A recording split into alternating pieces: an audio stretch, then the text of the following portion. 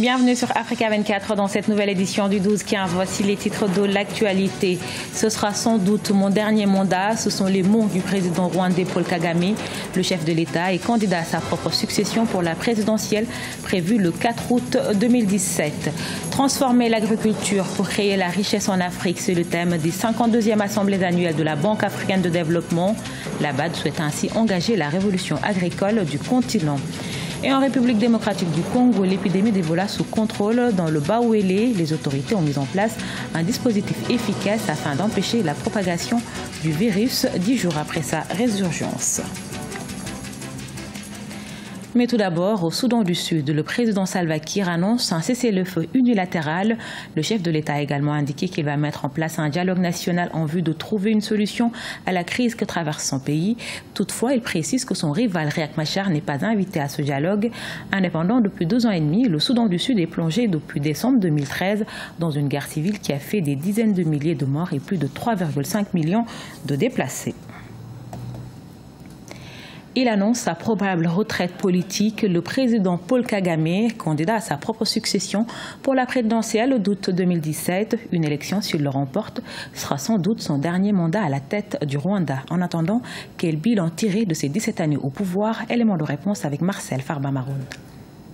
Le 4 août 2017, les Rwandais se rendront aux urnes pour élire leur président. Un futur scrutin sans véritable suspense tant l'actuel chef de l'État, Paul Kagame, domine sans partage le paysage politique de son pays. Il reste donc au chef du FPR, Front Patriotique Rwandais, la légère mission de comparer les résultats de 2003 et 2010, où il avait respectivement recueilli 95% et 93% des voix. Mais son éventuelle accession à la magistrature suprême devrait s'accompagner d'un fait historique, un dernier mandat qui prendra fin après une vingtaine d'années à la tête du pays des 1000 collines.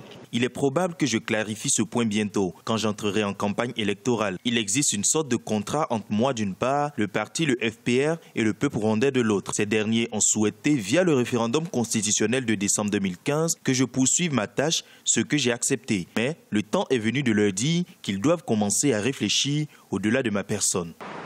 Le bilan de Paul Kagame en 17 ans de magistère est le signe d'une Afrique qui se veut debout. Le Rwanda a tablé sur un taux de croissance de 7% pour 2017 et classé 2e en Afrique au palmarès du Doing Business, sans oublier que 95% de sa population est couverte par l'Internet mobile haut débit, 91% par l'assurance maladie, ainsi qu'un taux de mortalité maternelle et infantile qui est divisé par 6. Nous voulons le meilleur, même si ce meilleur n'est pas forcément réalisable.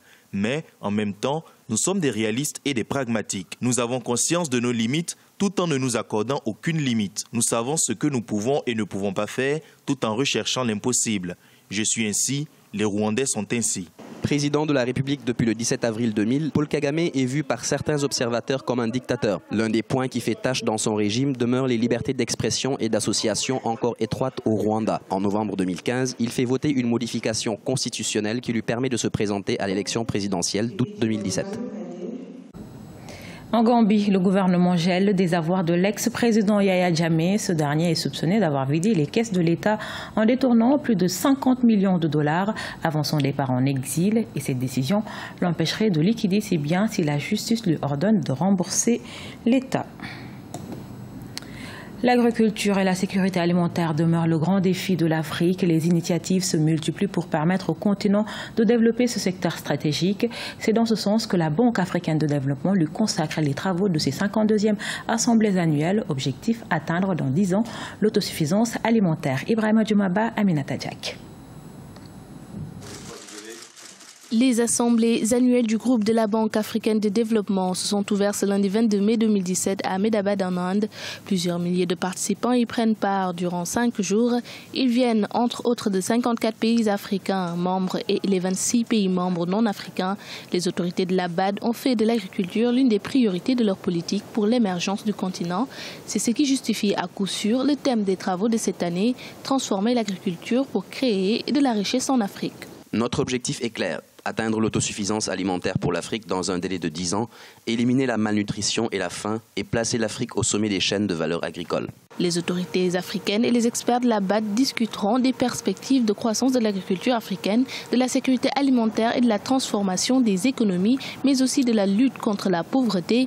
L'Inde offre un modèle agricole aux pays africains, notamment avec les acquis de sa révolution verte, alors que la BAD a mis en place les initiatives des agripreneurs pour attirer les jeunes diplômés vers l'agriculture. Au sommet sur l'émergence à Abidjan, le président de la BAD, Adesina, avait dit que l'agrobusiness était vraiment le futur de l'Afrique. C'était vraiment le secteur dans lequel on pouvait effectivement promouvoir le secteur agricole en Afrique, créer des emplois, créer de la richesse. Je pense que la BAD peut promouvoir le développement du secteur agricole en Afrique. Les assemblées annuelles de la BAD prendront fin le 26 mai 2017. Le Premier ministre indien Narendra Modi, le président béninois Patrice Talon, le président sénégalais Macky Sall et plusieurs autres personnalités y prendront part.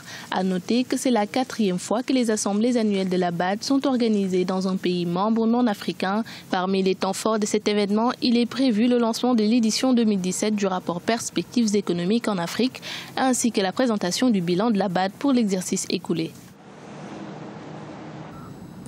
Apparu il y a une dizaine de jours dans le Bawele en République démocratique du Congo, l'épidémie d'Ebola est sous contrôle. Malgré les difficultés d'accès à cette région, en partenariat avec les organismes internationaux, les autorités ont pu mettre en place un dispositif efficace afin d'empêcher la propagation du virus. Sharon Kamara. Alors que le risque avait disparu depuis 2014, l'épidémie d'Ebola est réapparue en République démocratique du Congo. C'est dans la province du Bawele, située dans le nord du territoire, que le virus a sévi. Les autorités congolaises auraient détecté 34 cas suspects, 5 morts et 2 personnes atteintes. Malgré les difficultés d'accès à la zone, l'OMS, l'UNICEF et le ministère de la Santé ont pu déployer des équipes sur place afin d'éviter la propagation de la maladie.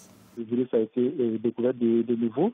Et rappelez-vous qu'on est dans le nord, donc on se trouve dans une forêt. Et vous savez que lorsqu'on donne les spécialistes reviennent sur le sujet, c'est une maladie qui est surtout transmise par des primates. Donc c'est une zone en réalité, et on peut dire que c'est dans cette zone-là que se trouve en quelque sorte la maladie, en tout cas les vecteurs de cette maladie. Selon le ministère de la Santé, le virus serait apparu en avril dernier sur le territoire.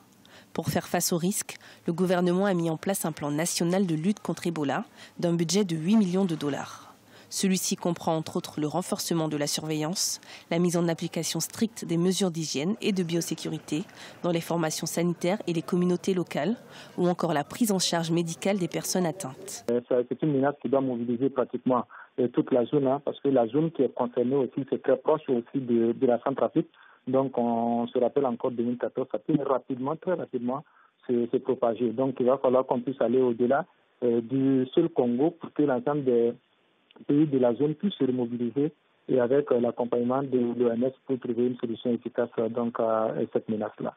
L'épidémie d'Ebola qui a sévi en Afrique de l'Ouest entre 2013 et 2016 aurait infecté plus de 29 000 personnes. En décembre 2016, l'OMS a présenté un vaccin efficace contre la souche dite Zaïre, l'une des souches principales du virus. Aux États-Unis, des chercheurs auraient détecté des anticorps permettant de traiter et de guérir l'épidémie. Ce journal a été réalisé par l'ensemble de la rédaction. Nous vous remercions pour votre fidélité. Dans un instant, une nouvelle édition de l'actualité sur Africa 24.